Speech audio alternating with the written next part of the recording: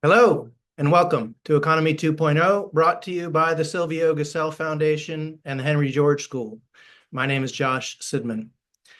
Before we get started, a quick word about our upcoming episodes. On Tuesday, May 6th at 1 p.m., we'll be joined by Clive Menzies. Clive has spent many years researching, thinking, and writing about politics and economics. He was one of the organizers of the Critical Thinking Project and writes at his website, outersight.org. Among a range of interesting topics that we'll discuss, I'm particularly interested in learning more about Clive's vision of an alternative model of economic exchange that he believes will make conventional money unnecessary and obsolete. And then on Tuesday, May 20th at 1 p.m., we'll talk with Philip Ullman. This episode was originally scheduled for March, but Philip had to reschedule due to the birth of his grandchild. Philip is the former CEO of the Cordant Group, the UK's largest independent staffing agency, with a workforce of more than 10,000 people. These days, Philip is the chief energizer of the Mana Journey, a new streaming platform that focuses on exploring the future of politics and economics. Okay, just a reminder about how these episodes work. Economy 2.0 is meant to be a conversation between our featured guest, myself, and anyone from the live audience on Zoom who wants to participate. If you'd like to join the conversation at any time, please use the raise hand button, which can be found under the React tab on your Zoom toolbar. When it's your turn, if you have your camera turned on, I'll bring you on screen. If your camera is off, we'll just hear your voice. You're free to use the chat feature on Zoom, but I won't be able to read the chat and it won't appear in the recording. So if you have something to say, I encourage you to raise your hand and join the conversation. Please be aware that the recording of this meeting will be posted on the YouTube channels of both the Silvio Gesell Foundation and the Henry George School. All right. If you were with us for our episode with Tim Jenkin, the founder of the Community Exchange System, you may remember today's guest. The Community Exchange System is a back-end software system used by thousands of Let's groups all around the world. It just so happened that the inventor of the Let's model, Michael Linton, was in the audience for that episode and took part in the conversation. That began an ongoing dialogue between Michael and myself, and I'm excited to welcome him today as our featured guest. So let me bring him on screen. For those who are unfamiliar, LETS stands for Local Exchange Trading System. It's a model for building local groups within which exchange of goods and services can be accomplished without the use of conventional national currencies. Michael created the first Let's group where he lives in Comox Valley, British Columbia, back in the 1980s. Since then, the Let's model has spread and there are now thousands of such groups all around the world. Michael has continued to be an innovator and visionary in the alternative exchange space, and more recently has been working on the Open Money Project, something that we'll hopefully learn more about today. So Michael, why don't you get us started by telling us a bit about your background? What were you doing before you conceived of Let's? And can you describe the process of how you came up with the idea and made it a reality? Well, thank you, Josh, and thank you to the Henry George Society. Always good to the last drop. The best thing about Henry George is that it's good. Very rare to find economists who talk sense, and I really appreciate all that's come out of that particular source in the years. For me, the issue has been always, why do we keep doing things stupidly, badly, wrong? Why do things not work? That was sort of a sort of Scottish predilection of mine from childhood. And in Scotland, you don't complain too much because you get your years boxed or something like that. So by the time I was in my 20s, I was seriously bothered by the rush for money was such an inescapable sort of urgency that people would do absolutely anything for money. And that bothered me. I felt there must be a better way to play with this. But for many years, whatever I thought of was very fragile, very open to attack.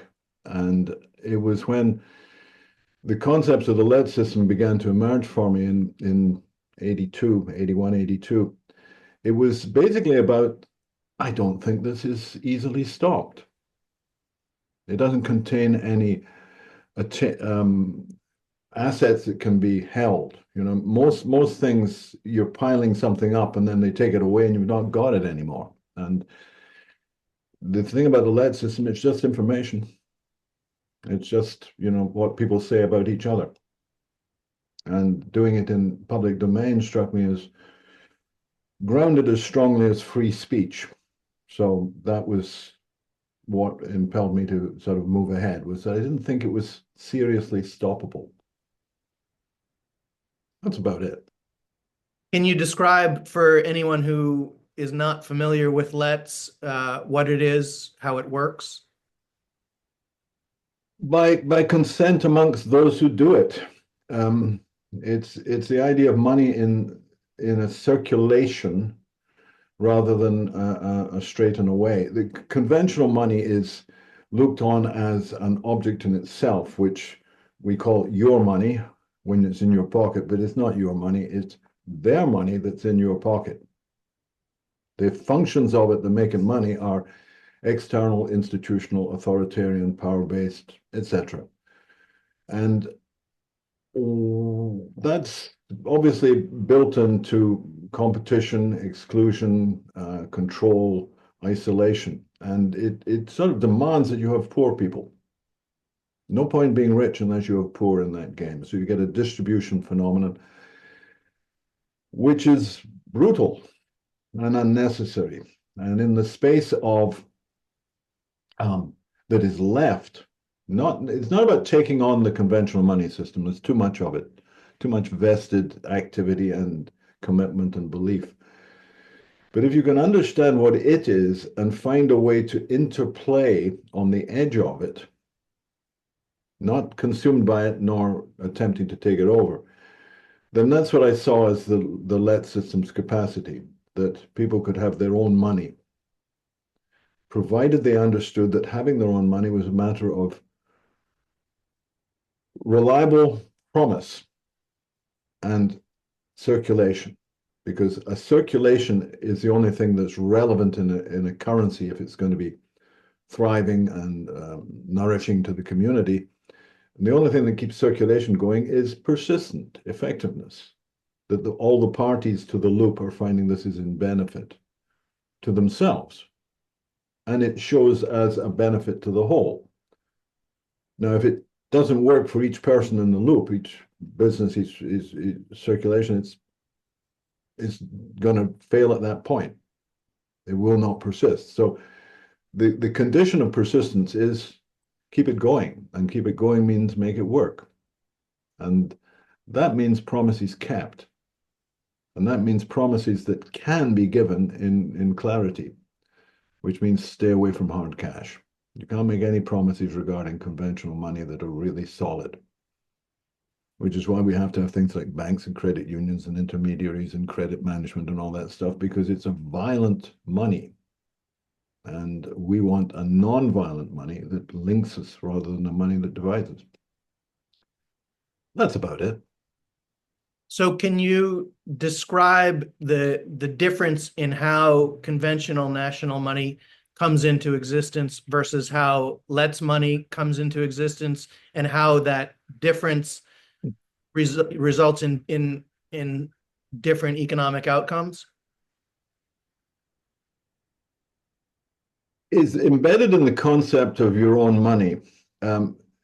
The conventional money, the bank stuff, the legal tender, the whatever, is foreign to you and foreign to me, and we get to use it passing through.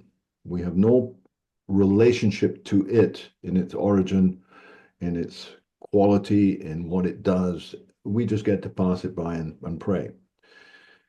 A community currency is based in the models that we're talking about in the ability of people to undertake recognition of each other's work in their community, their contribution. It's an acknowledgement of. Now, this is we recommend in the LET system the measure of recognition is the local tender, the legal tender. So the dollar in the States and Canada, for instance, the pound in the UK, euro, whatever.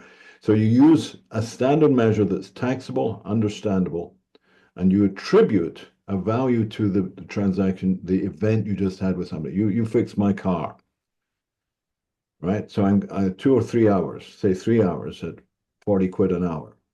That's not right anymore. Forget the pricing. But 3 hours at so many pounds an hour, I would attribute to your account on my part. So I've gone negative 120 and you've got positive 120. That's it. It's an attribution of, gee, that was nice. Thank you very much, Josh. 120, and I'm accountable for the 120. Now, in a cluster of several hundred people participating in such knock for knock up and downs, you quickly get to a situation where the resolution of my negative 120, I can do something for somebody else for $50, pounds rather, and get offset mine against somebody else's and so on and so forth. So you get generalized clearing between participants of their offsets in a set of sort of bouncies, little trampolines, if you like, going up and down, and they're also linking, so each person's movement affects the opportunity for others. That's a horrible mix of metaphors and descriptions, but I hope it conveys the basic idea. Up is up and down is down, and you just keep going. And it's contained by frequency and relationship. That is, if you don't do it often, it doesn't matter. It's got to be, many times a month rather than once every 2 years. So frequency matters. Frequency is built upon localization, proximity. So these currencies have the capacity to draw us together in mutual service and support, not in mutual damage, which is what the conventional money does. It's just business. I've got to make as much as I can out of you. Hey, you've got to make as much as you can out of me. That's our worldview with conventional money. It's toxic, pathological, and we see the results. So our proposition is, if it can be done better and other, let's do it better and other. And that's the project of open money, is basically to put before anybody the proposition that they can have their own money. Now, when I pose that to people usually, and just maybe go through a little thought for yourself, Josh, have you thought you could have your own money? And quite possibly you're thinking in minds of banknotes with your head in profile. Should I go left profile or right? You're thinking of the coinage, the trouble. You're wondering what it'd be like at the supermarket counter trying to get your bills to pass. Would people believe it? What's the foreign exchange? Oh my God. So when you raise the concept for people, they go nuts. They automatically fall into all sorts of catastrophic presumptions about the complications, the process, whatever. It's just not like that at all. But that's where people's heads go, because we're acutely anxious about our own place in society.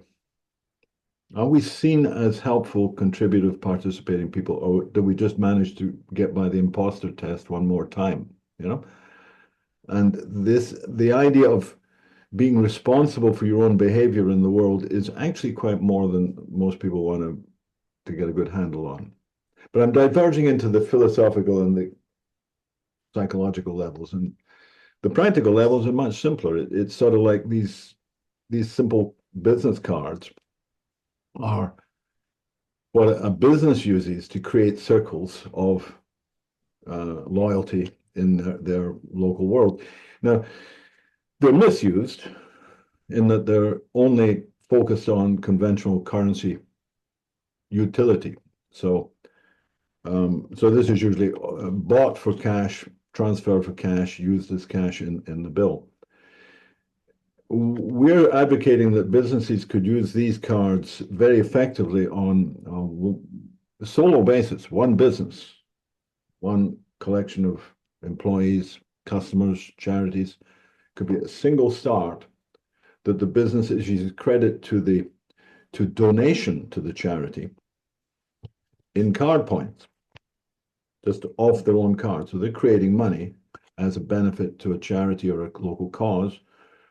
And then you and I can go to that organization and give them, say, 100 quid and get 100 of these local pounds, these credits that are working in the business, and then go back to the business and spend them. Now that's a circle of benefit. That's a circulation where each person is, oh, it works for the business, it works for the charity, it works for me. Good. Now, the implication of that is if you can do that in a small scale, can it be done in a large scale? You know, large degrees of circulation around each business and large numbers of businesses participating. And it's that edge that we're playing with at the moment because we know exactly how to do this one business by one. What we're looking for is the common currency of many businesses in a community collaborating on a common card that's acceptable across, 20, 50, 100 businesses in your local community.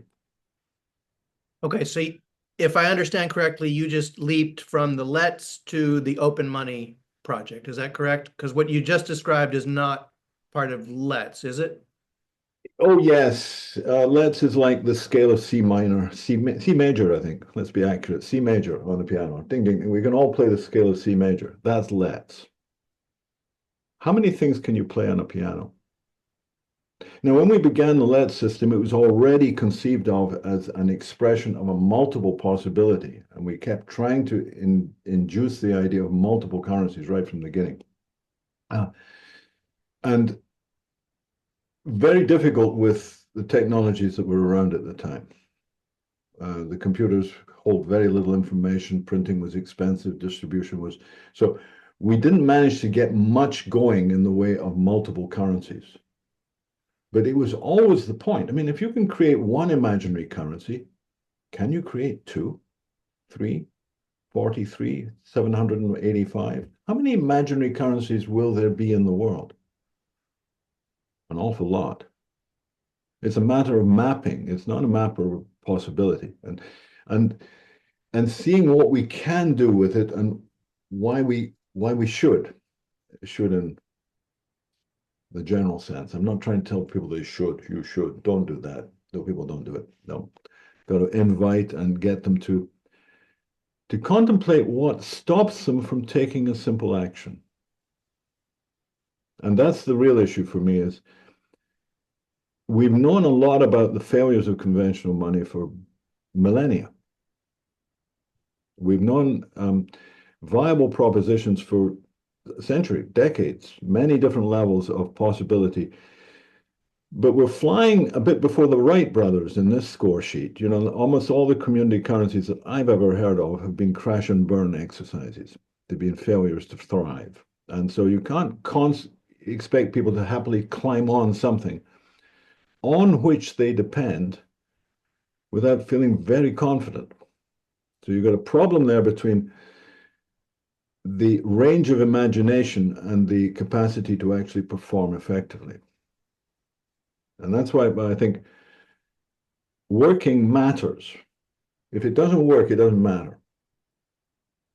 And if it matters, well, let's make it work. And these two things are being the sort of focus of my attention for a long time. And from the very beginning with lead systems as a possibility, I saw it as a flourishing into multiple possibilities.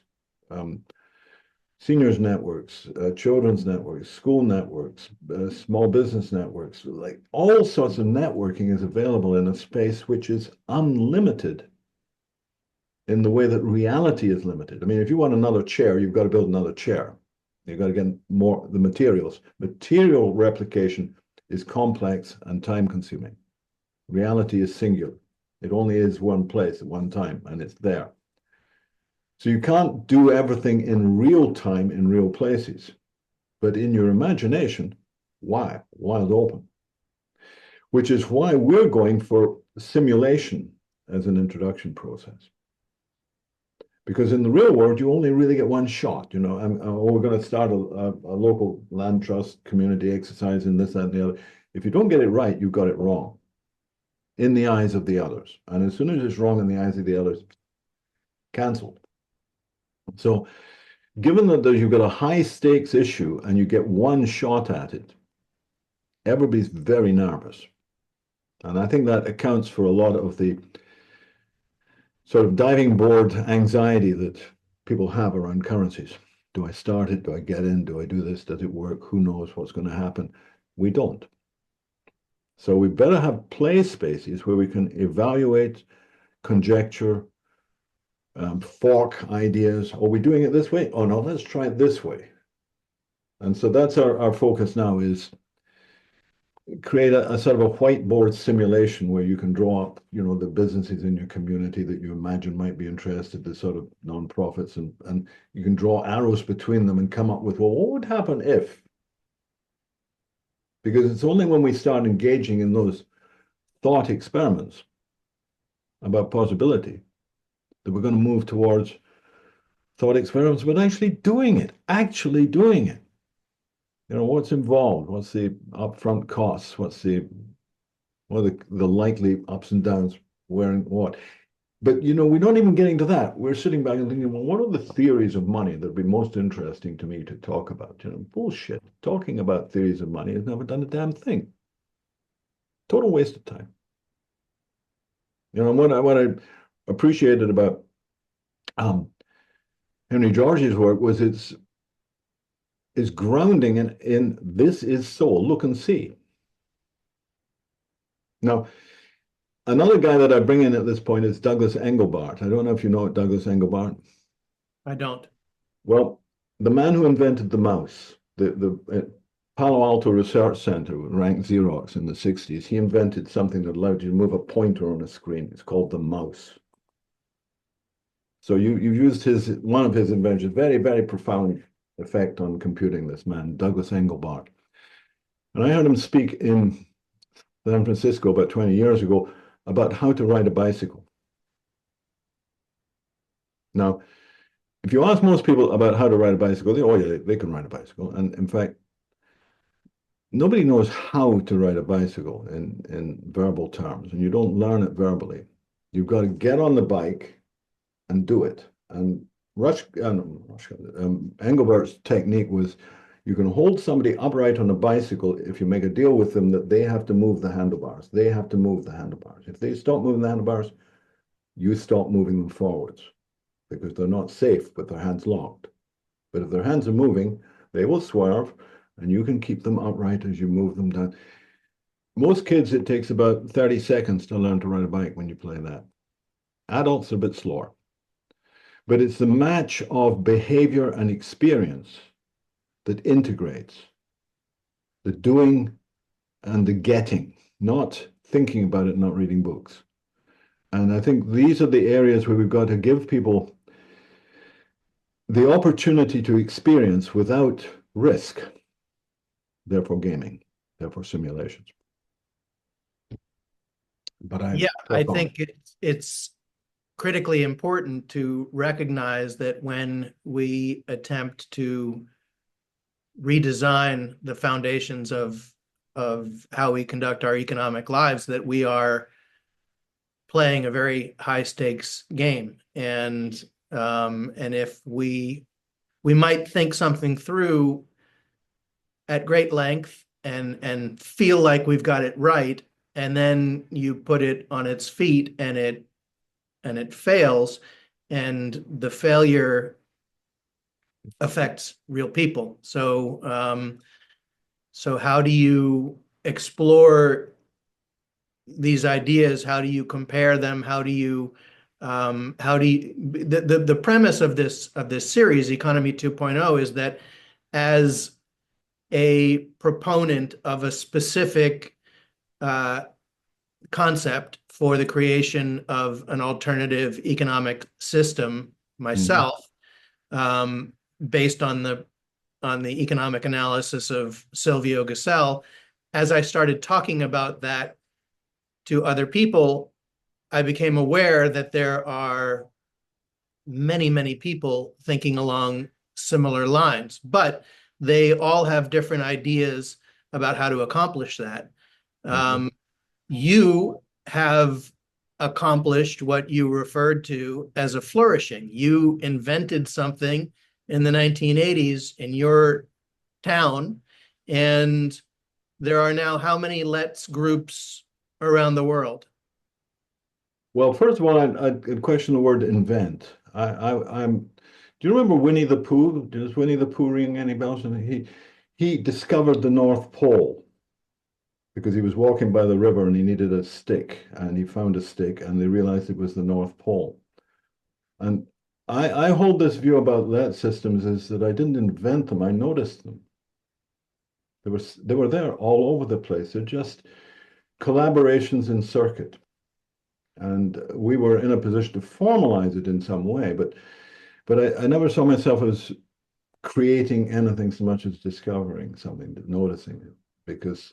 And that's what I've invited other people to do is look, for God's sake, look at it, look and see what your own experience is of the conventional money which you spend and it's gone, it's gone.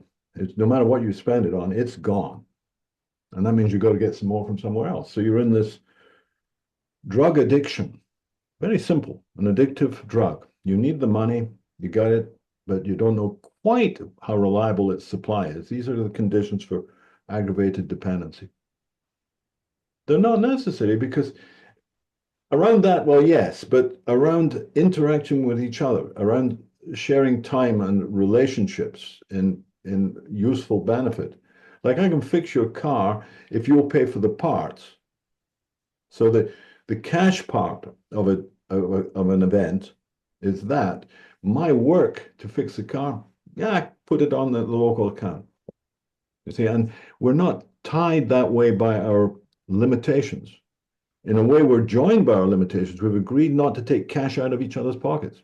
That's a very important thing. Because if I'm making you my customer to serve me, serve my monetary requirements, then we're in a polarized situation right away. But if we can turn it into something very much like the pay it forward, but make it pay it round, pay it around, close the Eisenstein loop. Let's recognize circularity is better than blind faith, which is basically what I get from most of the quasi-gift economy dudes, is blind faith and prayer. But I diverge.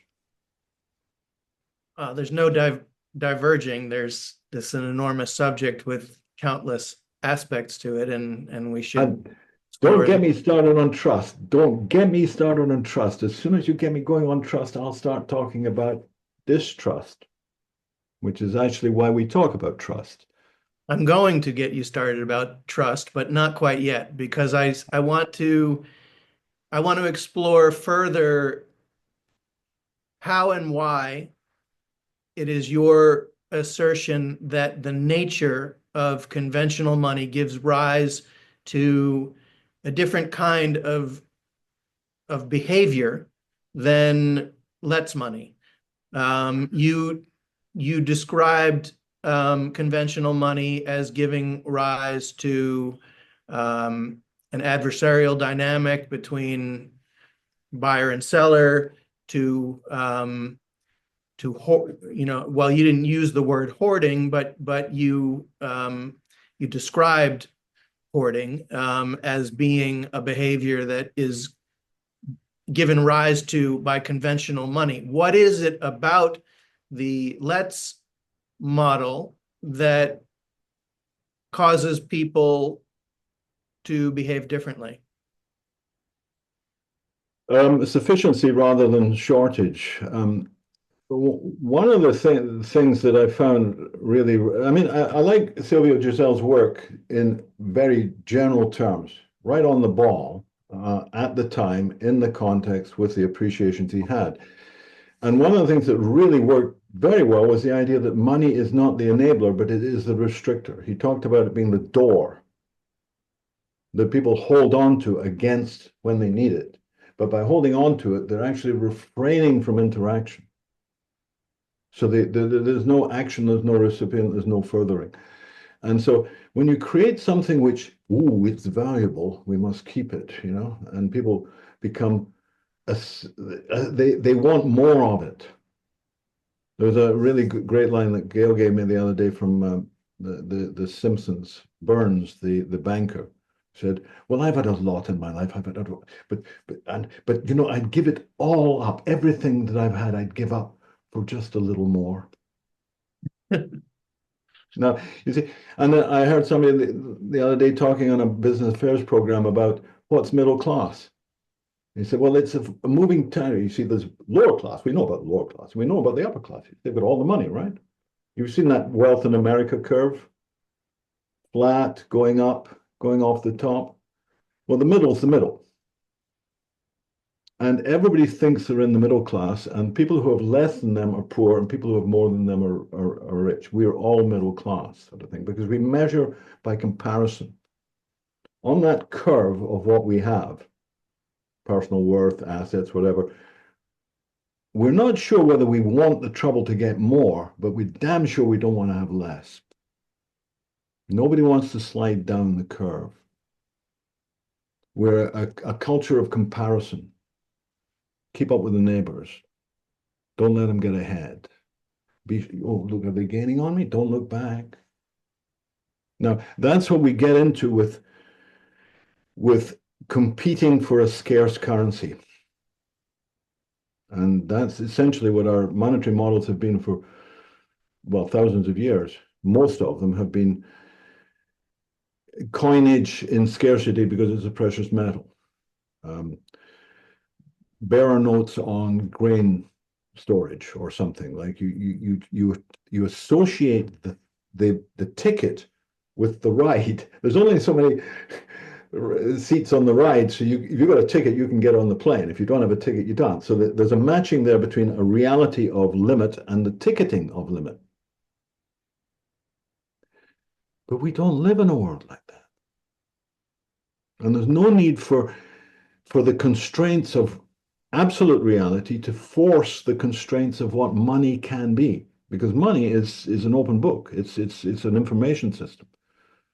Its malleability and its applicability is unlimited. Why are we limiting ourselves? And it's that distinction of, well, we don't want to get it wrong, and everybody's worried about money, and you can't have bad money because it goes poof, and everybody runs for cover. Because what makes money work is that people believe it. More importantly, when they don't believe it, it's a goner. And it's so easy for disbelief to propagate through a community. So quick. And that was our biggest learning in the 80s, was we thought we had a nice little thing going, and then poof.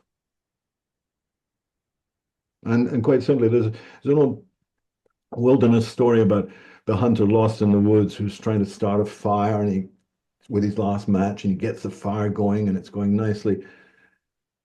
And then the heat from the fire melts the snow off the branch above, and it comes and flattens his fire. And that's a Jack London story.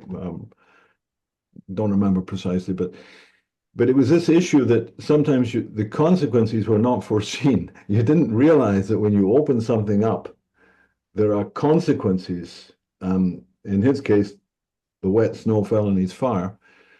In ours, the original experience people have, oh, this works, was not grounded rather than superficial for them. So as soon as they felt it might not be working, they all ran for the exit.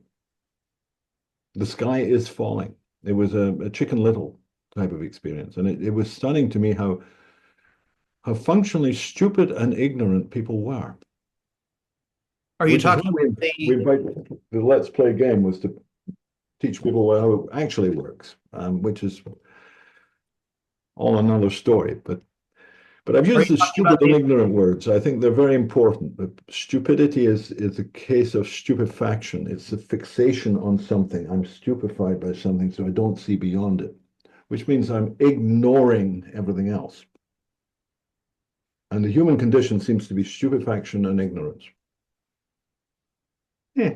describing the early experience of the Let's system, or Yeah. okay. Yeah, the first time when the dentist came in, everybody thought we were, oh, we're off the races. So you had plumbers and electricians and out of work loggers and, all sorts of home trades and crafts, and everybody was believing it because their kids could get their teeth fixed. And then the dentist moved away, all appropriate, no harm, no problem. But all of a sudden people, oh, I don't know, my teeth can't get fixed. So there's no point in this. We were deceiving ourselves. It's like the three-card trick. You know the three-card trick, find the lady, right? Yes. Well, what we've discovered is you've got to do the three-card trick absolutely transparent. So we turn the cards up, right? Face up. And to make sure there's no confusion, three queens. Find the queen. You've got to give people that degree of look at this, what's the problem? Before they will actually engage with what is in front of them rather than what they think might be. The hypothetical is infinite, so people go off to the woods with their theories about this, that, and the other. So we want to say, if a business donates off their card to a charity and people buy it and come back and it's accepted in the margin, this is the core point, that they don't accept their own credit right across the bill because that would cause them cash flow problems. But if a restaurant says takes the card as 50% acceptable, that it pays the top part of the bill above costs, or a supermarket 20% from $100, 20 in this card and 80 by your usual payments. And some businesses could be 100% sometimes. Why not? But basically, they use the card when the cash is cleared and handled. You don't run into cash risks. Now we've got a model for that that's very solid. But bringing that model to people's appreciation and attention is really difficult. People will look in the other direction as fast as they can, particularly small business. Oh, no, you don't understand my problems. It's difficult being in business.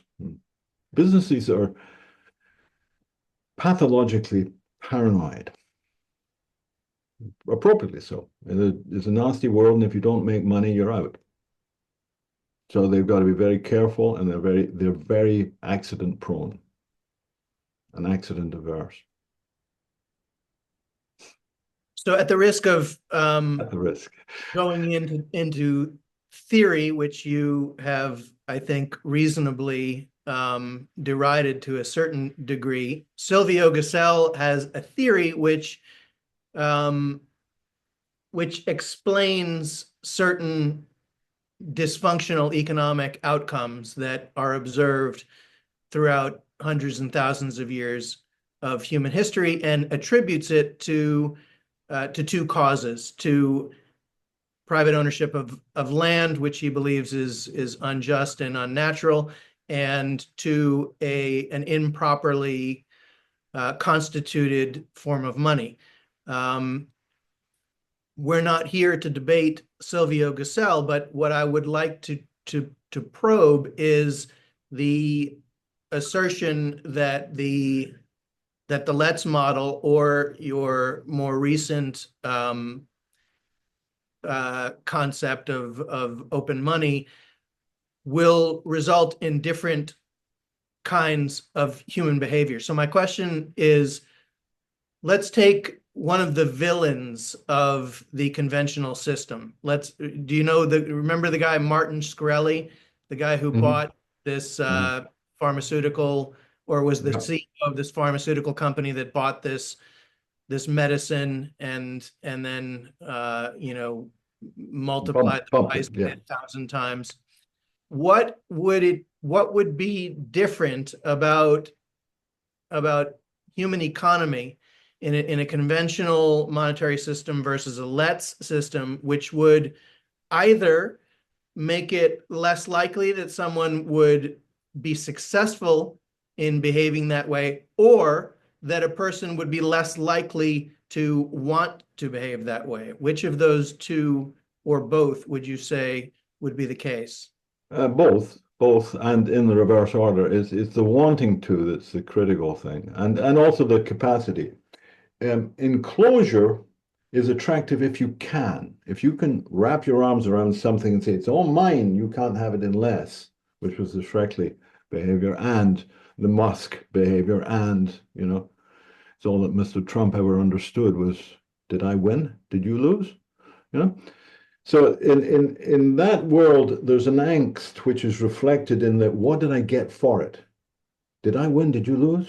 You see, and that's basically driven by the thing that we're all trying to bound by is the money. I got to buy, baby needs new shoes, mortgage to pay, car needs So we've all got an angst about money, and we're bouncing our angst between each other in every transaction. Every transaction between people in the conventional money economy is basically toxic. Tolerably, possibly, not always, but generally tolerable. It's like we're competing for how much of my scarcity are you going to take, aggravate, expand. But we've all got to look after ourselves because there's nobody looking after us, is there? So, so you're in that situation. So high stress, high moral hazard, and awful consequences if you look around. What people do for money and what they do with it is terrible. Not as terrible as what people do without it. They die. And that's bad. Now, I don't see a reason for that, so I'd like to solve some of the perceptual problems that people have around, oh, it's difficult, or we can't do this, or we can't do that. No, we can. It's absolutely simple, except you can't afford to fail on the first 2 or 3 tries, because the fourth, fifth will not carry any credibility in your own community. So it's a very high contrast between credibility and performance. Now, if on the other hand, I've got a money which confers possibility of mutuality, it doesn't diminish our relationship. It doesn't cut it off and say, no, you've got your money. That's it. I'm not, it's basically saying, thanks for what you did. We've cleared the offsets in the cash, taxes and whatever, but I'm marking you up for $500 pounds in our network, which you can only use in that network. So it requires you to be looking for others in that place who can relate to your needs and requirements. And I myself, as a negative, are looking for somebody who wants to use my services. So you've got this energy of possibility.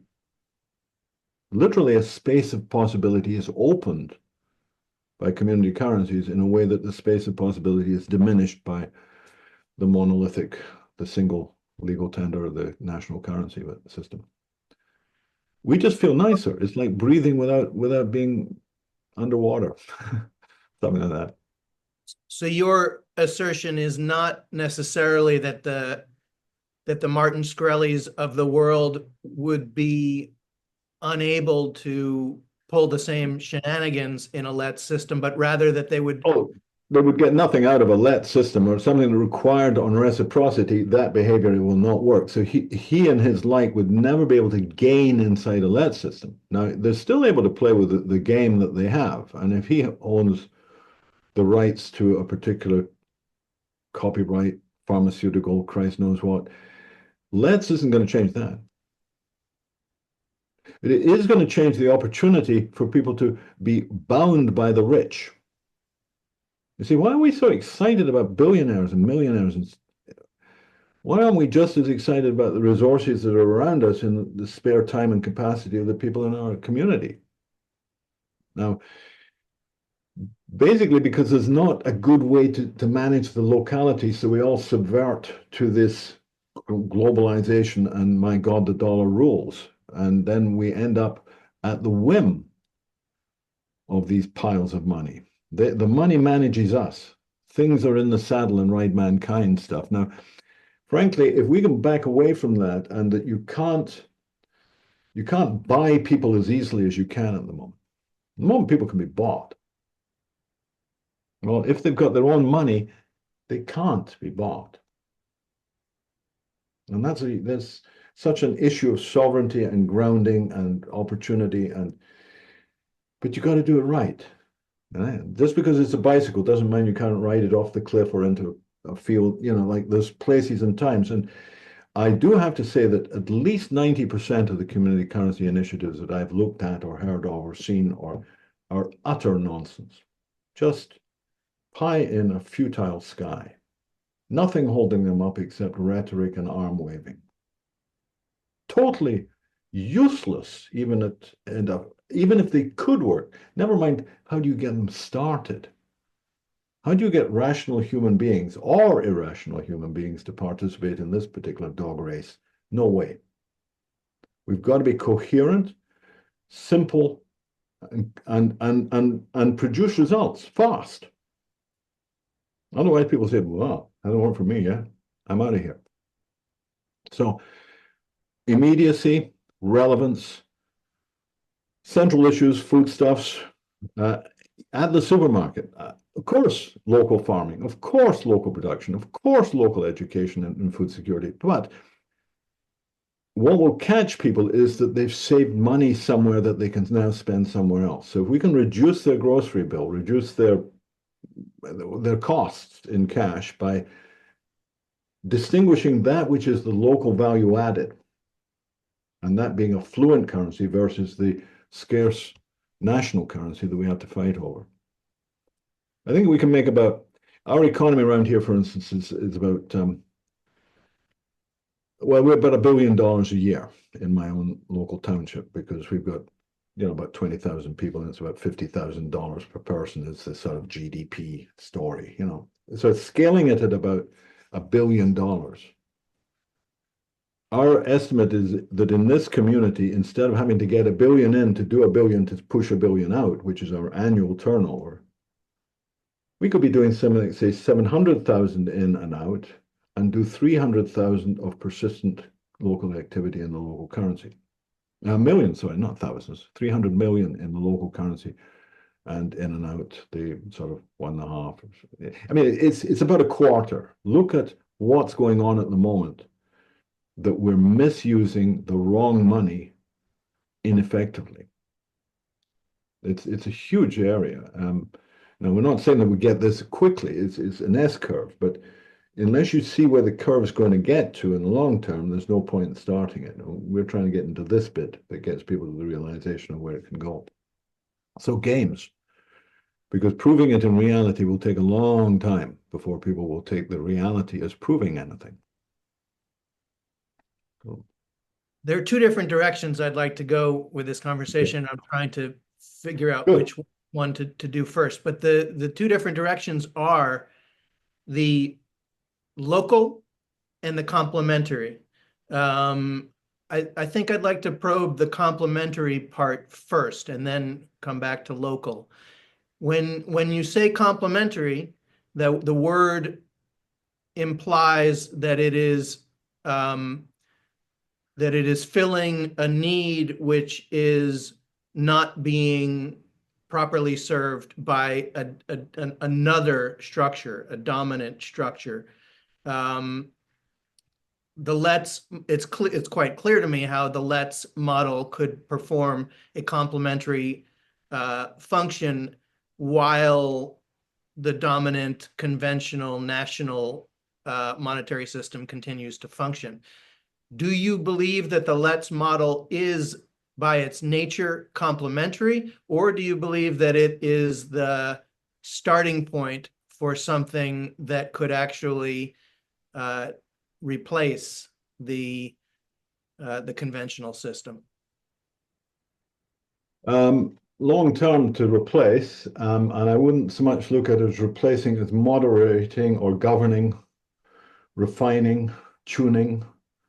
We've got an angry beast called the conventional money system. It's uncontrollable. It's a pig in the poke. It's a mess. The word complementary, which was originally, I think, from Bernard Lietaer as a method of sort of saying it's not trying to change it. I always found Bernard words tended to avoid the point and muddy the space considerably. So for me, complementary meant these two things work with each other. No two systems are independent of each other. They have an overlap. If you take this money and this money, there's a lens in between where things. Now, is that an effective lens which uses both effectively to their interests, or is it a competitive, or is it exclusive, or whatever? For me, complementary meant we can use the LET system model, open money, community currencies, sovereign money, in conjunction with conventional money to take the sting away. We can tame this beast. We're not going to replace it. We're going to temper it and modify it and manage it, filter it a bit. You know, launder the money, if you like. We can make the money useful if it's guided by localization. So it's like a magnetic field on a bunch of iron filings or something. The iron filings don't care, but the magnetic field puts them in a place. And I believe that as people become more aware of how money can bring them together and manage without theories and plannings and committees and rules and bullshit like that, just the simplicity of stuff that is self-managing will gradually take away the threat of the nasty system. We can temper it. We can see people finding that there's more utility and benefit in using the local money than hoarding the hard stuff. So we'll see assets which people are holding against their retirement, old age, and so on, gradually spread into community commons in various ways because it works better. So yeah, I think, no, we're not going to replace it yet. But in long term, the behavior that people learn when they realize how to do this will temper how they use the other stuff very, very significantly. There still will be piracy, stupidity, theft, graft, corruption, opportunism, the whole AI stuff and blockchain type. Oh, we can create a little Ponzi scheme, you know. But those are all just grabbing permission to have. They're all about getting stuff. Community monies work because they're about giving opportunity. They're a givingness in community. And it's based not upon losing things or fighting for them. It's based upon what happens when we're nice. You never know, it might work better. Was that, how many questions did I ignore in your you want to try another? Yeah, I do want to try another. Trying to figure out which one. So let's try to connect this complementary versus paradigm shift with the question of local currency. So I get how people's lives could be improved by having a complementary way to engage in the local economy in a healthier way. But they still need to buy their car, their smartphone, whatever does not come from the local economy with conventional money. My personal belief is that the conventional money system is headed for collapse, and therefore a complementary solution is not adequate to the totality of the challenge that we face. So that's what I'm trying to work toward, is an understanding of, is there a way in which this dynamic that you're describing at a local level can scale Oh to yeah. eventually serve a term I've used in many previous episodes is a lifeboat. If the ship goes down, uh, are there viable lifeboats that are going to continue to sustain the lives of the 8 billion people? Okay, what's that? It's a one pager. It's suppose your point of sale went down right across town. Maybe it's because of power outage, maybe it's because something happened in the West Coast, but your point of sale system's not working and you've got 12 customers lined up with trolleys full of gear. What are you going to do? Now, that's actually the key point is when the systems stop, how do you keep the systems going? How do you maintain foodstuffs, security services, interactions, tracking of who owes who what? And one sheet of paper at the till would allow a local business to maintain business deferred. I mean, they'd be taking promises to settle my account on this and promises and so on, but it's basically sign here. Now we've looked at this in terms of picking up the slack when things stop. Now, one level is can you actually process things? I looked in my wallet the other day. I didn't have any dollar bills. I don't use dollars anymore. I just use a card. But what happens when the cards stop? You've got to have emergency catchers, safety lines of some sort. Now, however, the production of localized pharmaceuticals, different, high tech. Trump's theory of that he's going to reindustrialize the United States of America by putting up tariffs is absolutely, and no, he has no idea what he's talking about. You don't build manufacturing in the current stage by this method. And similarly, if we have a breakdown in trucking and traffic, in cross-border trading, in shipping, what are we going to have to do? We're going to have to do a lot more with a lot less. We're going to have to improve our internal efficiency of resources. But that'll be quite easy. We're very inefficient with resources at the moment. We scrap things far too quickly. We discard. We accept the energy cost of goods from the other side of the world because they're 2% cheaper than what we would do if we produce it locally. Well, when we can't get it from the other side of the world, we may find out we can produce a lot more on the spot. And I do see the complementarity of these currencies as adjustable with the situation. When the economy is doing what it is, the big one, do it this way. As it deflates, diminishes, disintegrates, falls apart, pick up the slack. And that's got to be from experience, from recognition of the scaling here. How do these things move from being a little thing for haircuts and massage and babysitting to hard goods in the industrial sector, to wage packets, to municipal budgets? We've got to get there.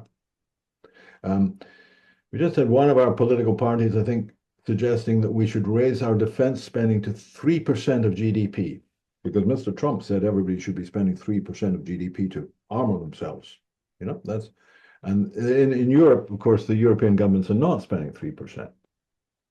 But Canada, oh yes, we're going to go 3%. Now, 3% of GDP bumping up from less than 1.5%. That's a major change in the economy. Nothing that doesn't touch, and it's a big scale. So how come nobody's thinking about talking about what happens with this stuff when you change little pieces in the structure? Does it sink the Titanic? Yeah, and I think it does. I think we're about to see or we're potentially going to see a meltdown in the US dollar value, which will just destroy the US economy. Which has its good sides, but more bad ones. And it's the bad sides that keep everybody hanging on to the dead dog. We're hoping it'll survive or something will happen because my 501c3 depends upon it. Or Well, put not your trust in goods and, moth and decay, that whole thing of, well, that was part of the Giselle thing about let's have the money rust as well as the grain. The material deteriorates. So one of his ideas was we should deteriorate the value of money, which I saw as great offset for having money be valuable in itself. The hoarding of money made it's good to hold and have, and you withdraw it and you get interest because you can lend it to other people and get it back. So you never risk your investment; they risk the cost of it. Yeah. And going to a depreciating currency was a good offset of that gain. No, you're not going to gain from this because the money is losing its value. But it still was a sort of a pre-Copernican view of money. I know not Copernican, but Copernicus said, look at the heliocentric world. And with all respect to Giselle's ideas, they were pretty flat earth. He was looking at money as the stuff that is created to give you entitlement to. It was still back in the older model of money as a getting tool. It was not in the space or possibility of money as a giving tool, as a giving space, giving opportunity. So he was making a good deal of a bad situation, in my view. But the better answer is, short of money, have your own. Have your own money. If you have your own money and you treat it right, it will always be coming back to you and you'll always be able to earn it.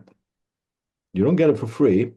You still got to contribute, but your contribution is supported by the circulation, not questionable upon what the federal money is available at that time. No Obviously, questions from the crowd, eh? No, nobody's got an interesting question at all, eh? not yet. Yeah. If anybody in the audience wants to jump in, you're more than welcome. Just raise your hand. But in the meantime, we'll keep going. Okay. I obviously don't agree that Gesell's perspective. Hey, we agree to differ. Well, let's hash it out. I've had this conversation many times where I am thoroughly convinced that Gesell described a vast improvement upon our existing monetary system. Is it the end point of human economy? I see no reason to draw that conclusion. But in terms of, I think of things a lot of times in terms of storytelling because I used to try to write stories. Mhm. And I feel like a good story has a good structure. And to me, the story of money that we got it horribly wrong, Mhm. and that has been recognized for thousands of years. Aristotle recognized that. The world's major religions Yeah. recognized. I would say that Gesell solved some of the problem that has been Mhm. such a challenging subject for thousands of years. I believe that in terms of a story, the Gessellian system is a stage that we need to pass through in order for the story to be structurally coherent. And so I can certainly conceive of a future in which money becomes obsolete, unnecessary because we evolve beyond it. But Absolutely don't believe that. okay, Absolutely. That'd be like saying we don't need to have language because actually it's always missing and we don't get it right. And one day we'll have it perfect and we won't need it anymore because we've found a way of communicating that doesn't use words. Money is brilliant. Money is beautiful. It's highly flexible. It's infinitely variable. The mistake has been boxing it in. And my concern about Giselle was that he was still trying to solve the box. You got to drop the box, get out of the box, open the box, open the box. We got to get out of the limitations and recognize that if you can create one extra currency, you can create 100,000 extra currencies. And people are not taking advantage of that variety. That's the thing. Variety, variety, variety. And whenever I see the variety restricted, it's usually, well, we've got to be careful so that, and the careful so that we will achieve credibility or something, or always got to be tempered with, and this is limitless in its form. It's not limitless in its capacities. It's there's a lot of limits. I'm really clear about that, but they're not the ones that people usually find and restrict themselves to. Sorry, which one, Laing? I'm seeing people participate in the chat. Like I mentioned at the top, I'm not able to read the chat while we're having this conversation. So if anybody has anything to add, raise your hand and we'll bring you into the conversation. But so what I still don't grasp about the let's paradigm or the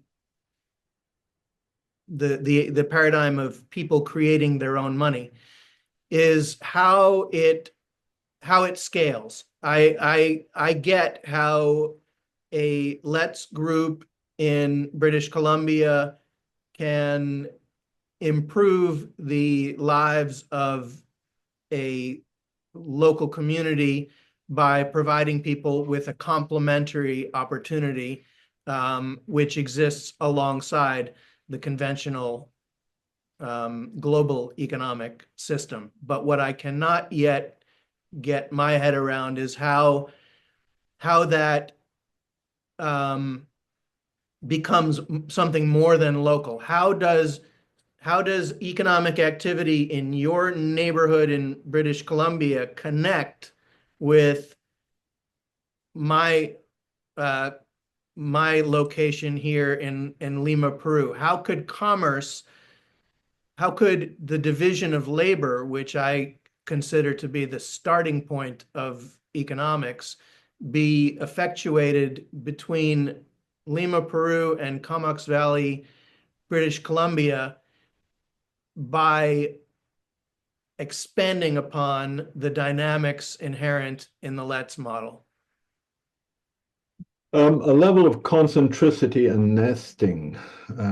Concentric usually looks at a tightening that goes out, and there's an overlap between these. I'm looking at the currency activity in the Comox Valley in Canada is obviously more pertinent. There's a major attractor to the local resources.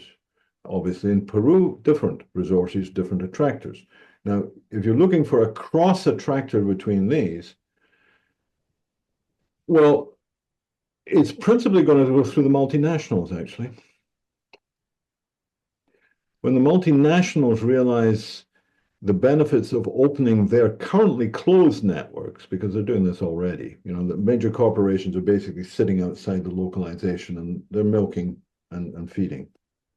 And if we can show how their profitability will be better when they engage with these circulatory currencies, both in their sales process and in their manufacturing and servicing and networking, then we'll see the emergence of different trade patterns.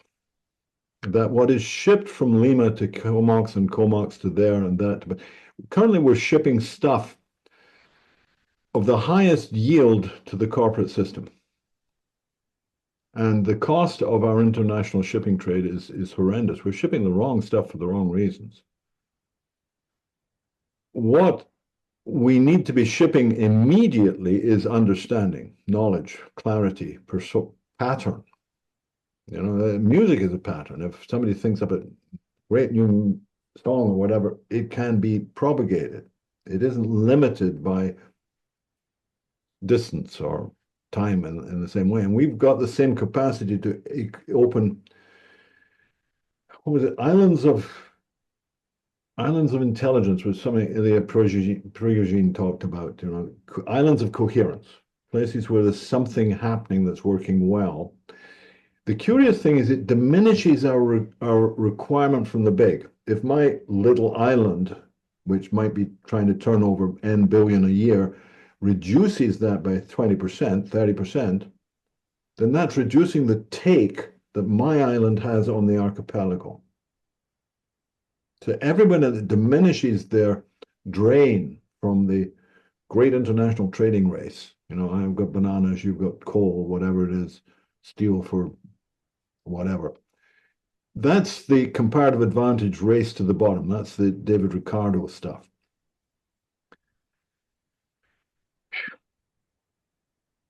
I get excited when I think about David Ricardo and comparative advantage. What we're looking at as the standard is the lowest common denominator of economic efficiency. We've over-specialized to the extraction of futures and pasts and presents because we got better numbers in the books. That's definitely going to change as we get constraints. But the more our internal efficiency, like for instance, with this border trade, everybody in Canada is talking about shop local, by which they mean shop in Canada. And then they talk about we've got to find other trading partners, our trading with the States. How can we fix our trading with the States? Well, we'll go to Europe, we'll go to the Far East, we'll go to the Pacific. So we're looking at new export markets to offset the limitation of our current import-export with the States. Now, sensible thing is to say, just a minute, stop worrying about the external, look at the internal. I don't see any economic communities that are approaching efficiency in terms of their actual resources and services, because they're all dedicated to get the money in because we need it, because we send it out. They're all on a through flow. The average community holds money in for about 1.5 turns. Big government employments or pensions or stock market winnings or jobs or whatever, import, export, money comes into the community, goes to people who spend it. When they spend it, it goes out. About 70 cents of every consumer dollar is out of the community like that. If you aggregate across groceries, fixed goods, energy, taxation, that's something. The dollar that comes in is just passing through. And we don't even have a comprehension of what that says about the patterning of our economies. And that's what I'm looking at is, did people realize? I've talked to economists, bankers, government officials all over the place, theoreticians up and down the case. Oh, they hadn't thought. They aggregate. So, oh, well, the money is all over Canada. It all balances out. Bullshit, it balances out. There's surplus here and there's deficit there. And they do not connect across those spaces. We've got to...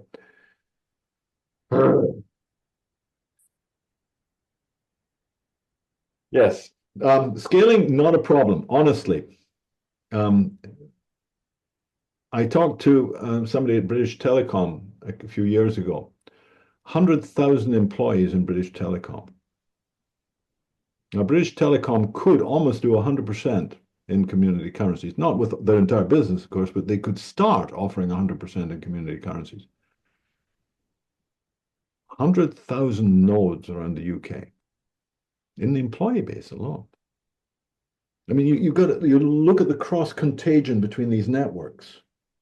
And if they're seen as networks of benefit rather than networks of extraction, then they're more attractive than the other. You only get to extract a little bit and only so often, and it got costs. But if you're contributing, whew, soup forever. I like the big picture vibe of what you're describing, but I'm having trouble connecting it with concrete, specific details. So can you paint for me, or can you describe for me your vision of how, let's say I am a teacher in Comox Valley, British Columbia. I make all of my income locally by teaching children. How are you in the normal service, or are you private? If you're Uh, in the government, if you're in the government thing, you're paid cash. You're paid the normal money. Employment contracts 100% in that frame. So as a school teacher, what you will do probably is you will dump, say, 10% of your income into community charities and get that 10% back in grocery coupons and other spendings that's normal. You'll just be rediverting. okay, but that sounds to me purely complementary. So I don't see a path whereby that model could replace the conventional system. It could only exist alongside it. It's gearing off it. You're looking at one gears going this way, one gears going the other. You know, worm drive in sort of mechanics. You've got a spinning rod and it turns something that spins something else. But worm drive, never mind. It's the transfer of energy between two situations, two systems. We've got the conventional economy, we've got the local economy. We can gear the two things together in a way that works for both of them and is changeable as either of them modifies its situation. And I'm as happy with, for instance, Wikipedia wants money, right? Wikipedia is always asking me for money. And I believe they need it, and I believe it's a useful thing. I'd love to give them money, but just can't afford to, so I don't do a Patreon. I don't do the Wikipedia thing.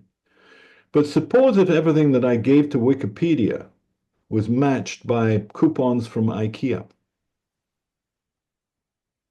Suppose I could fund Wikipedia and be compensated by IKEA. Would that make it more encouraging for me to drop something in Wikipedia and pick it up from IKEA?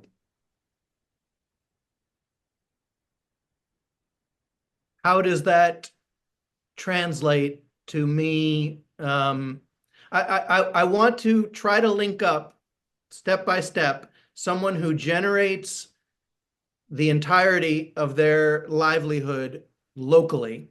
So Nobody. Nobody. And I'm not chasing those people. That'd be a waste of time. Total waste. If nobody? people don't recognize that they're in two games and they're riding on both of them and manage the interface effectively, I have met a few people who swear that they're off the grid. Bullshit. Utter bullshit. They're on the grid, they're in the grid, they're part of the grid. Everything that is part of their cost structure is supported by the privilege of Western imperialism.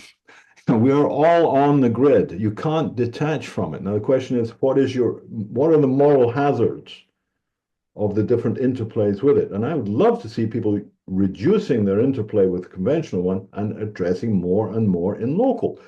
But the idea that they're somehow able to detach is ever will is it doesn't enter my lexicon. I don't consider it. So I'm not going to solve that problem.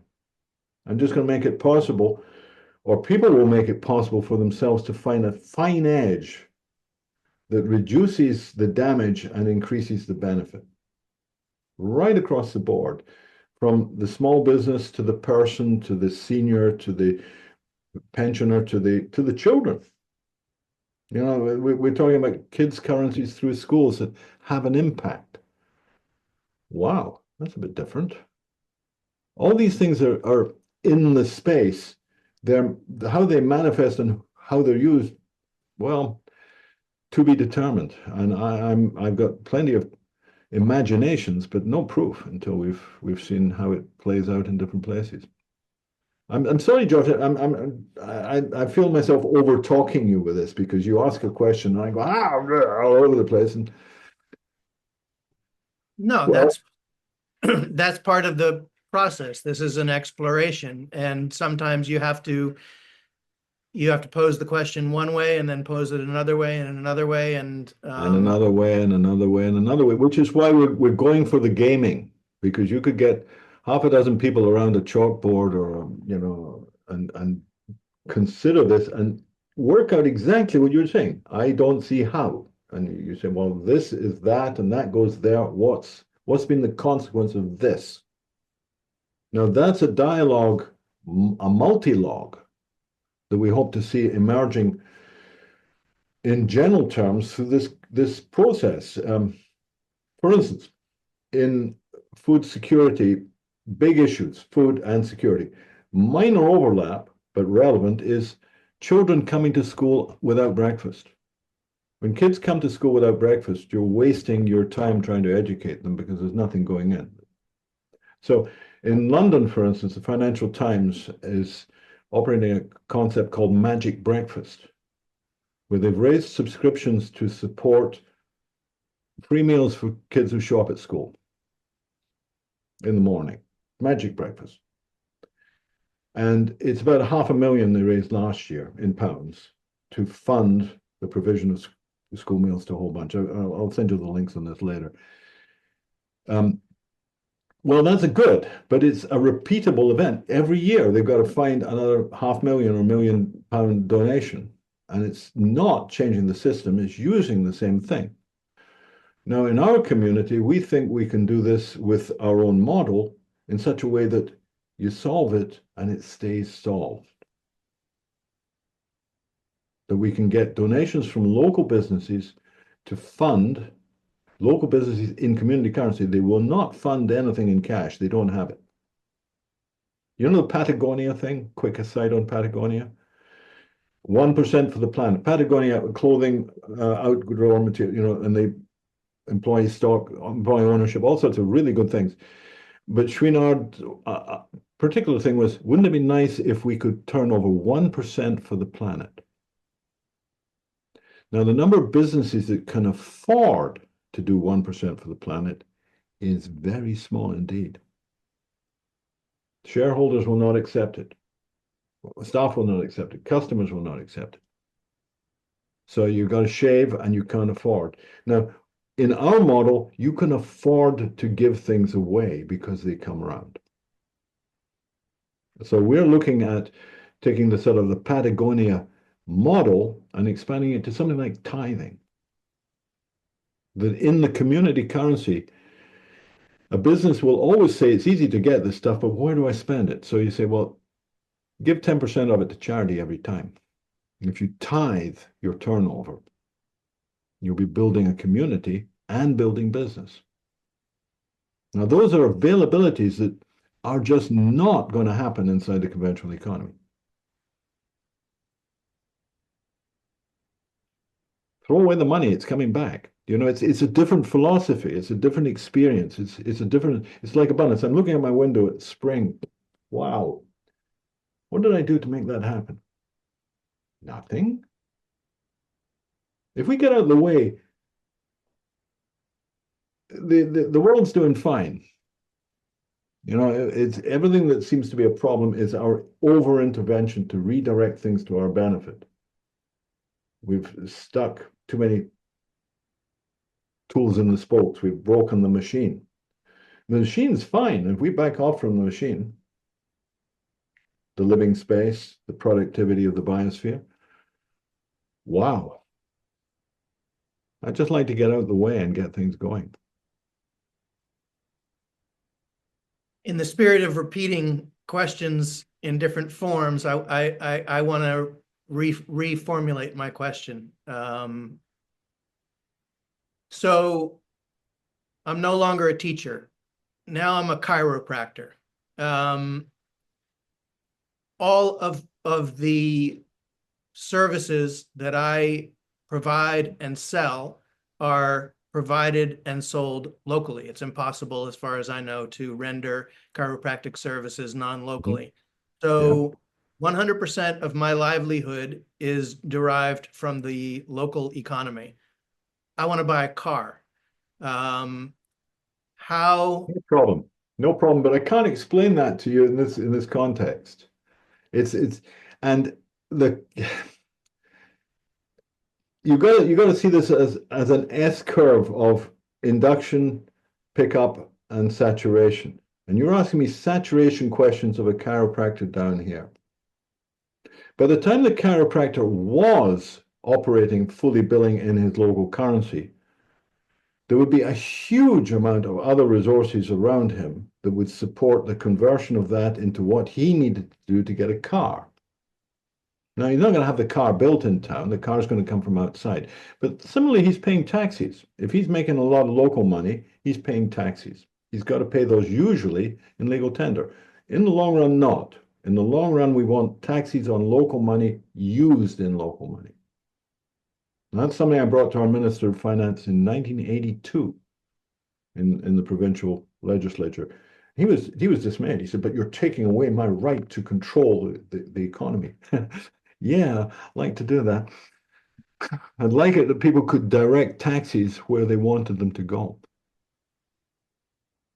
Now, all these things are in the bag of possibility, but the possibility is over there yet. We've got to get there first. And that means start the bonfire, which means incendiary materials, fuel, and air. We've got to have the three of them working. And once that's showing benefit, I think you'll see a bigger interest in the concept than then you can't see it from that place. But if Wikipedia is doing it, if IKEA is doing it, if the major airlines are doing it, if, and why not? It's good on their balance sheet. And the balance sheet is ultimately all they care about in the short term, well, midterm. So if we can show them, you will make more money if you use good money than you're doing with bad money, then we'll see a gradual uptake. And it won't take long before it shifts from being on the low end of the curve to being off the top. Different places, different fields, different urgencies. And it won't solve the international trade problem, not immediately, but it will reduce our dependency on it and increase our resilience, our anti-fragility in the local level. I mean, we're in a situation in the planet where we've got to do something. Quite clearly, what is there is not it and is not doing any good and is driving us over a cliff. So what are we going to do? Well, do something that doesn't aggravate the harm and uses the resources that are lying around unused. And that's our time and skills and our goodwill with each other. And the inherent productivity of connectivity, the productivity of being in good connection versus the cost of disconnection, alienation, distraction, and yeah. So I'm noticing that we're almost an hour and a half, and you may be looking for a wind up, and that would be about it. It's we can't do we normally go 2 hours if you're great. Oh, of course then. I relax. Carry on. in the 30 minutes. I continue to see activity in the chat, but nobody's raising their hands to jump in. So I want to probe something that you just said. You said the conventional system is doomed, and so something else needs to take up the slack.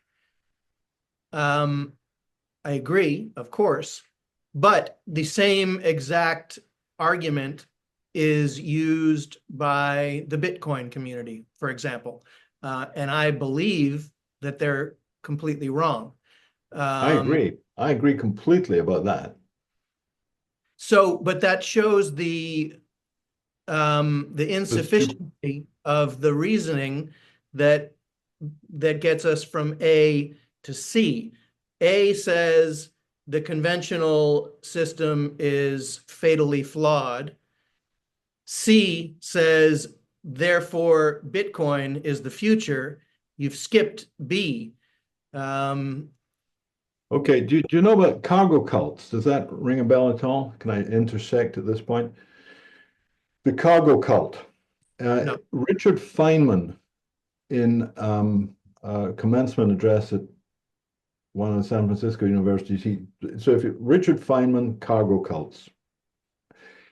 It was post the Pacific War. There were a lot of little airfields all over the Pacific for supply and troops and whatever. When the war was over, they were abandoned. And it happened quite a lot in around New Guinea, apparently, that zone, that people would want the cargo from the planes flying over to come down. So they would try and create an imaginary airfield and go through the rituals to draw down the big birds and bring their cargo, corrugated iron and Coca-Cola and T-shirts, whatever it was. But there was this belief in the big birds bring them down. Now, of course, no matter what you did on the ground, it didn't move the birds. So you got a revolution in the cult. A new person said, listen, you're doing it wrong. I will do it righter. Now, that's the whole cargo cult is appearance management. If we fake it long enough, we will make it. It's attempting to replicate behaviors. Now, with money, there's two behaviors that are critical. One is the money can go anywhere. It can buy anything. Oh, well, got to be able to do that. Well, if you accept that that's what you're trying to achieve, you're back in the same box. And that's where most of the problems have gone into is that people are trying to make the community currency behave like the national currency in those respects. It buys everything and everybody, and it buys the whole price. Now we are saying, no, keep it in the markup, keep it in the localization so that it's relevant to the local promissory ability to fulfill, and diminish the amount of hard cash that's having to flow in and out of your communities. That's the magic sauce. If you diminish the demand by picking up internal efficiencies, by using internal currencies. Like Visa, for instance, when you go to a store and you want to buy something and you've lined it up on this counter, if the guy sees a Visa card, he knows he's going to lose 3 or 4% on the service fees. If he sees cash, he says, oh, I get the full price, but the cost of taking this to the bank and the process of doing that, that's another cost. What he doesn't really want to see is this. He doesn't want to see one of these because he's already sold it. If that card is out there, he's got already the money, and now he's being asked to provide. So they're actually less comfortable with this than they are with Visa. Visa is a net in cash flow to them. So you've got this problem that businesses are addicted to surviving, and they go about it most inefficient way that you could imagine. This sort of card here is virtually free at processing. And every little store, I went up and down our main street here, and they're all got that or a paper card or a stamp card or a punch card or something. They've all got loyalty systems. Now, if you could bring those loyalty systems into some sort of coherent package, ideally through a credit union, if a credit union would work with us on this stuff, my oh my, because that's direct and reputable access to all the point of sale in your region. You can flood the place like that. Or fulfill the place. I wouldn't call it flooding. But can we get a credit union to think about this? No. 40 years, I've had no intelligent conversation with anybody in a credit union that went past the first curve. There's a couple that I've had slight conversations with, but basically none. We took it to the BC Central Credit Union in 1981.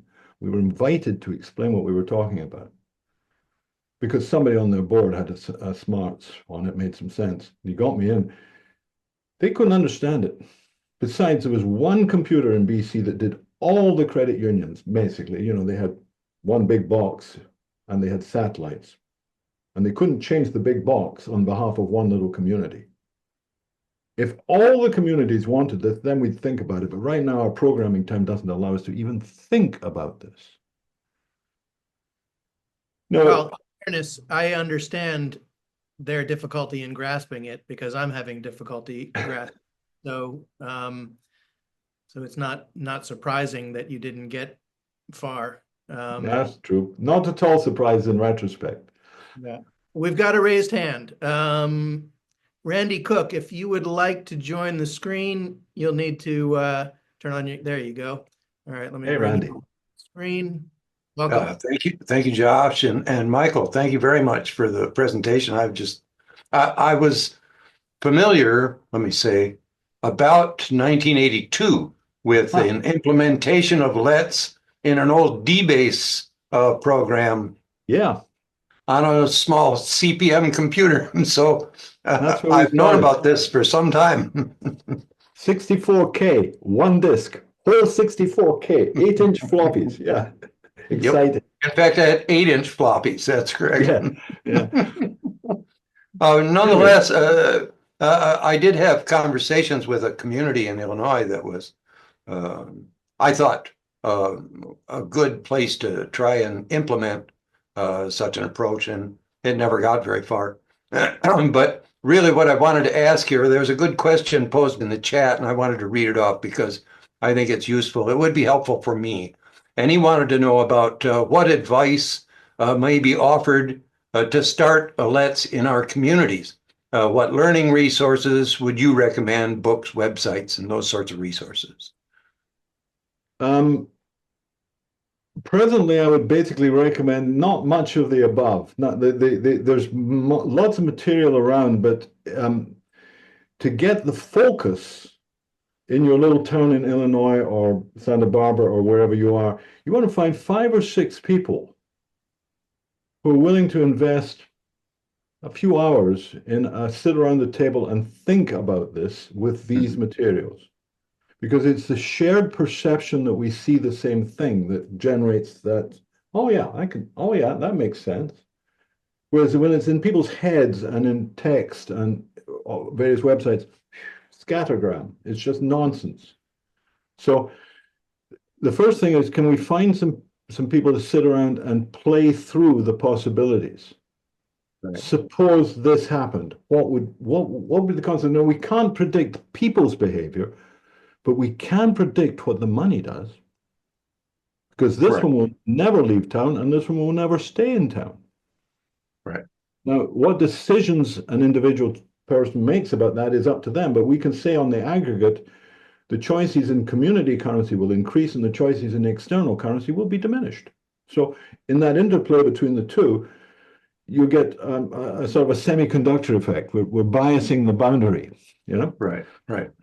Yeah, love your tape decks, by the way. I haven't seen those for a while. I had a couple of those. Maybe I should try an artificial backdrop or something. So basically, I think that the biggest resource is our own imagination at this point, and it's looking clearly at how the patterns matter, and behave. Right. You can't keep federal money at home. It's just so much attracted out. It's always attracted out. So you're always replenishing. So your flow through is your flow out. What is your flow out? Horrible. Correct. Yeah.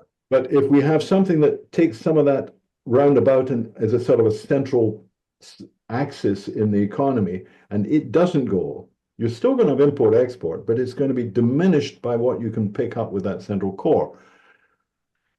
And I think that's progressively in patterning. And I think the ultimate effect of having a good currency model in your community will be quantitative differences in the economy and huge qualitative differences. Correct. Yeah. Yeah. So, yeah. Well, I've been studying, well, I'm more than studying, I guess I'm the presenter, promoter of parity economics, which was a policy, agricultural parity developed back in the 1930s that served the United States well following World War II to avoid a depression as was experienced after World War I. But essentially the analysis there is that it is well, here's the basic statement. If the price of raw materials at the first point of sale is in balance with the costs of labor and capital in the rest of the economy, you cannot have a depression. In other words, the money will flow because it comes in at the raw material production level, which is the source of all the stuff Well, that we have that provides for people to serve one another. okay, so I got land and land and energy and people. The sort of I just lost my thread there because I got it and then lost it again.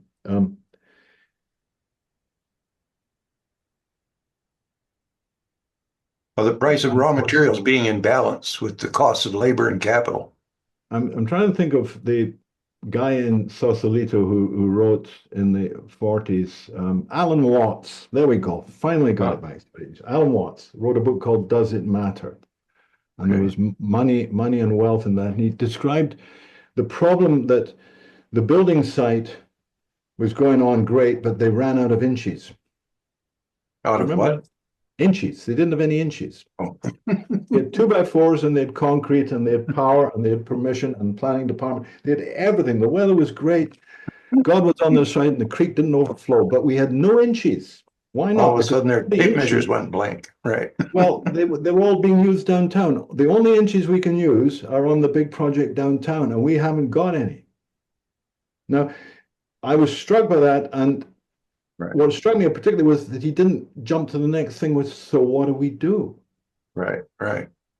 Now, and that's the edge around community currencies is we can see the problem. All the inches have gone over there.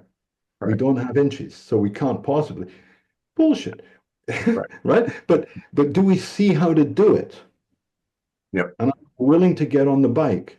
I mean, I got it, the Douglas Engelbart stuff. I don't know if your name rings a bell for you, but not for me, but I understand the approach. Yeah. You do it, you get it. You don't do it, you don't. And from personal experience, I understand it. Yes. So for us, that's the do-say conversation.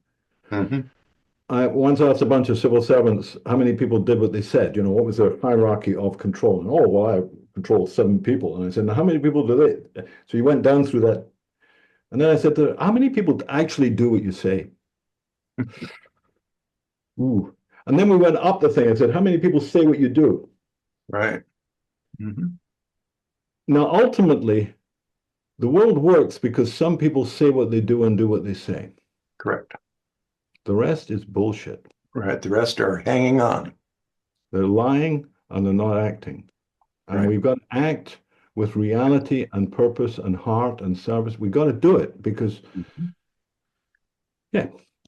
Yes, and we have to deliver the service. This is my big observation. It's most of our economic activity today is based on the promise that I will. It's J. Wellington Wimpy. I will happily pay you Tuesday for a hamburger today.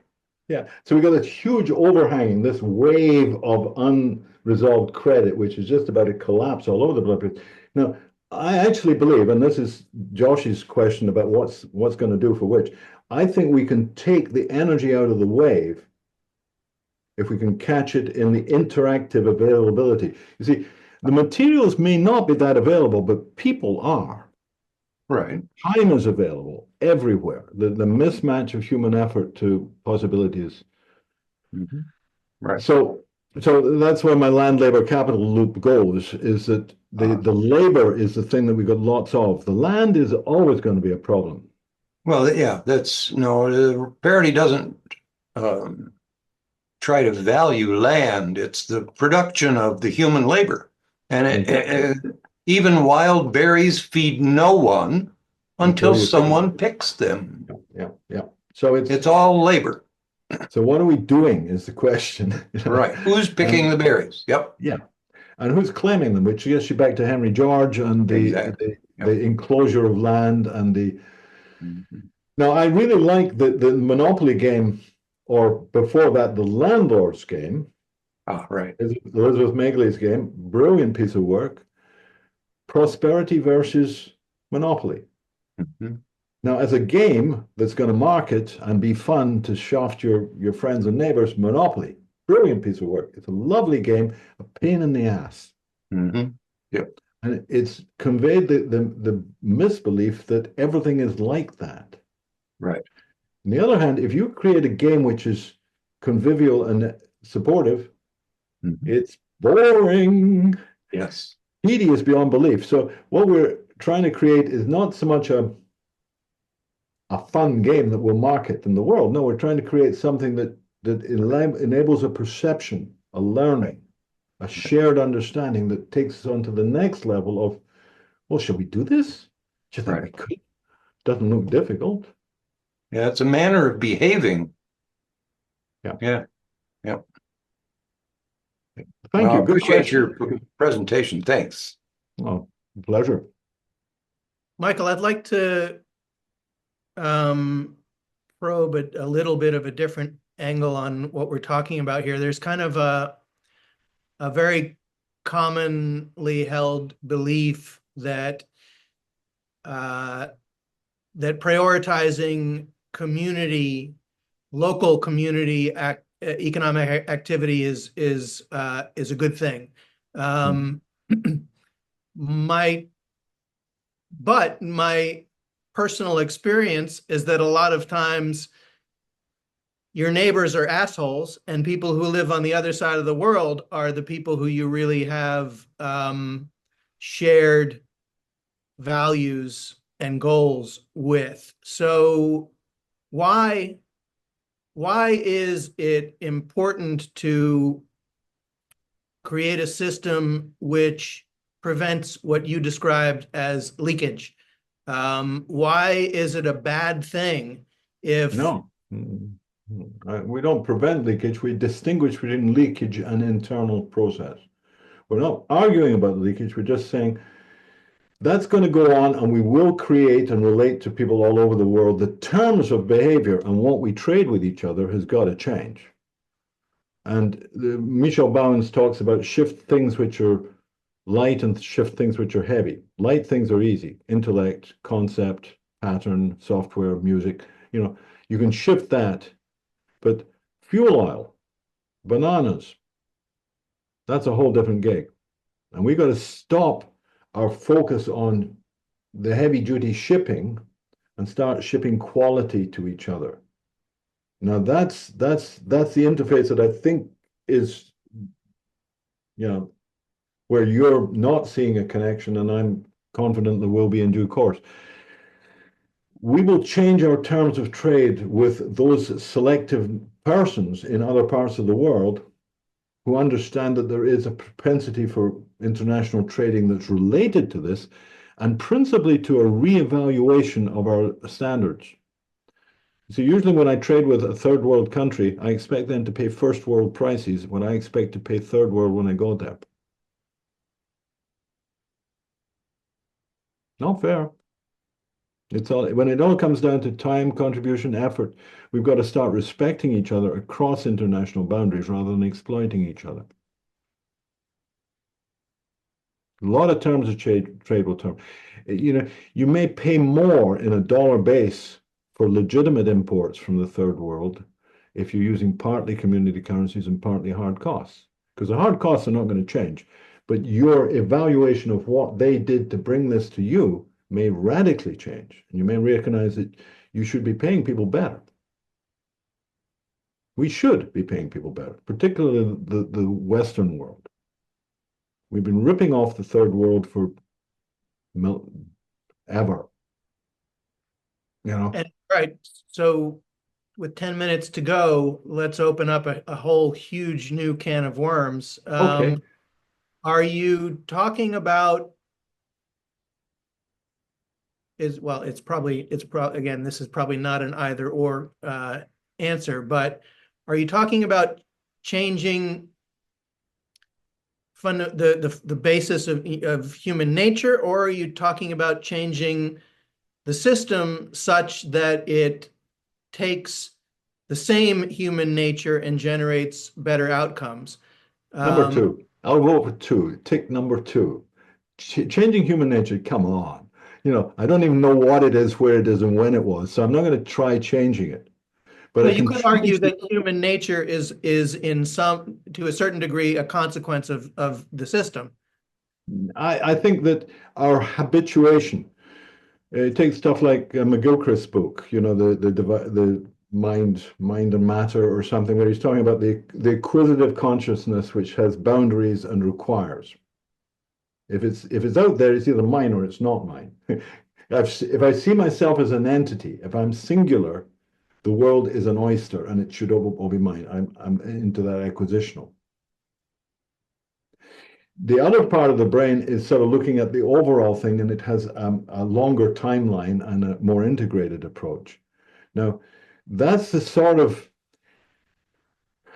we are driven by our acquisitional survival requirements. I want to eat today. I want to eat tomorrow. All right, and that's fairly primary. But if I can include that in a wider frame by being more accurate in what is available and what can be done, then I think there's plenty of room. So I'm not. It's not human nature. Human nature is what it is. We are organisms. We're animals. We're in an environment. We have energy and other needs all over the place. We could do better than we're doing. We don't have to change human nature. We have to change the choices that human nature faces. And from that, we'll change the behavior and the attitude and the experience of generosity as a consequence, not a requirement. When we talk about the evils of human nature, people are, or there's a tendency, thus we must all learn to love nature and hug trees, or we've got to have these. No way. Get the money moving in circles. It will regenerate relationship and community. Money that does not move in circles does not do that. It erodes and alienates. So I'm just trying to get things in a loop. And I don't see why it should be so difficult if we play with it. But I can see how it's damn difficult to get people to jump off a cliff into open space, which is what they feel. Let me try another rephrasing of a question. You said something to the effect of when trade happens between first world and the third world, that it's not fair for the people in the first world to expect to pay third world prices, that they should not have that expectation. But where does should have a bit of a labor equity rate across different communities? Labor, I mean, how much do you earn an hour? How much do they earn an hour? And put your markup on hard costs into that sort of equivalence, so that you actually are benefiting that trading partner rather than just exploiting them. Right. I agree with that in theory. The question is, how do you accomplish that in practice? Who is empowered to make those determinations? Is there a central authority? Is there a rule book, or is it dependent on, and this is where it comes back to the question of, is human nature changeable? Are you counting on people becoming better people, more community oriented, more? What's the mechanism? I want this to be a bumpless transfer, that people will not notice much more than that their economy is improving, life's getting better, and they're using this localized money as well. Just that simple. No theory, no moral intent, no educational process. Just, oh, look, I can save money by doing it this way, and I find that I'm using the local card, and it's effortless. It's just as effortless as have been the exploits of the singular currency. Your plastic packaging, supermarkets, aggregation, agribusiness, all driven by consumer demand. We just do what's placed in front of us. And that was plastic bags and mechanized agriculture. Well, if something is placed in front of us which has a different attractor, and that we can fulfill by using this way, we diminish our use of the other. It's as formless as that. It's just shifting energy from bad stuff to good stuff. Simple. No answer. I keep missing your answers, Josh. We're going to have to carry this Oh, on no, for another not at 3 all. hours. Not at all. I feel like when I'm talking to you, and this is not just today, we've had a number of conversations that it's sort of like a conversation one might have with a a spiritual teacher who's not going to give you the kinds of answers that you're looking for, but Mhm. may give you something more valuable. And I will acknowledge right up front that I don't fully grasp what you're describing. Of Um, course. but Thank you. but maybe that's okay. Maybe, well, not maybe, but certainly there's no way to expect that in the course of a 2-hour conversation, we're going to work all of this stuff out. No, no, it's got to sit. It's the liminal, the liminal, the transitional. I came across this concept years ago, about 50 years ago, and I was teaching teacher training, and children knew that 2 and 3 made 5. I'd got them 2 and 3 make 5, right? And the next day I would come in and say 2 and 3 make 6 because I'm into multiplication now. Now some kids could deal with both, but most kids wanted it one way or the other.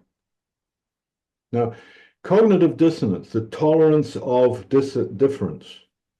Tolerance of difference is the absolute gateway. If you can't tolerate the stress between this seems to contradict this, you've had it. And 90% of our pursuit of certainty means that we get rid of something if it just doesn't fit. So I'm very strong on the idea of cognitive dissonance as a learning experience. It's a liminal process. If you're not confused, get confused. I agree with that 100%. Yep. So that's a great stopping point, I would say. We're right about at 2 hours. It's been a fascinating, challenging conversation. I intend that in the context of this series to have some guests come back multiple times. I would say if you're willing, you're likely Oh, to be one of them hey, because I'm just available, honestly. Good to have somebody listening. It's really great, Josh. This is an unusual location. Most people just want to hear what they want to hear, and they already heard it. So the openness to a significant dialogue is absolutely imperative. And I will cling to the Scottish origins, which is I'll learn you. I'm not going to teach you, but I'll learn you. And I think there's an urgency and an immediacy and a relevance to this stuff, which if we let it attract us, it makes its own sense. But you've got to let it pull you into yabbits. No, that can't, and all that turbulence. So keep this pot spinning, I'd say. indeed, indeed. Well, this was a great start. Thank you for joining us, and hopefully we can do it again. Thank you to Henry George. Good man. Thank All you. right. Bye now. Y'all have a good afternoon, evening.